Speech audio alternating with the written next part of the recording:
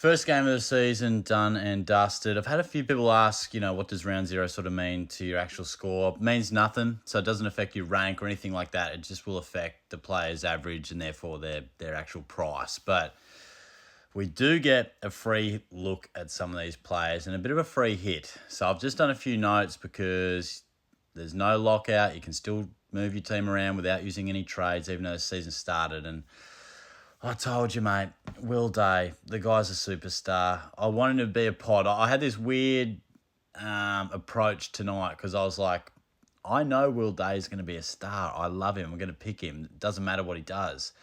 I was like, just don't be best on. Just don't be best on. You're in 15% of teams tonight before the game. I just checked before. He's already in 23%. My cheeky little Will Day pod, he's gone, mate. He was ridiculous. I wasn't checking the scores live.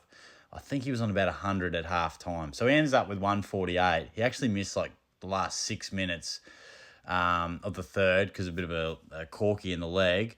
And then Jordan went to him and tagged him. Actually did a pretty good job. I think he had 10 or 11 touches in the second half. So this was a bloke who can score some serious points when he's left to his own devices.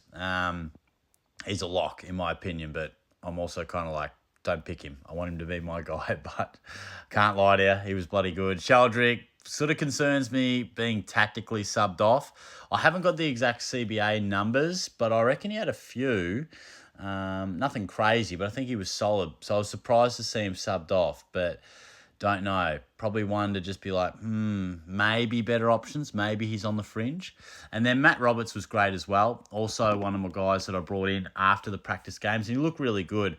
I actually thought he dropped away when the rain came in, but then I checked the stats and he still had 6 touches in the last quarter. So really nice ball user. Top scored for the Swans. So again, he's a guy at that price is a pretty solid pick, I reckon.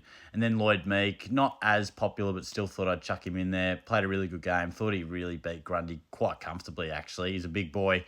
And Ben Patton, still not really sure how to pronounce it, but he'll be definitely more of a lockdown defender. Played a fair bit on Dylan Moore tonight. So, yeah, he's not going to be one that scores too much. Had some nice intercepts tonight, which helped his score. I think it was about a 35 AFL fantasy and then up to 67 SuperCoach, which suggests that he used the ball fairly effectively and won it in intercept fashion. But, yeah, wouldn't want him on my field. And I reckon all things being equal with the teams next week, I think we'll have better options. But, yeah, let me know if I missed anyone.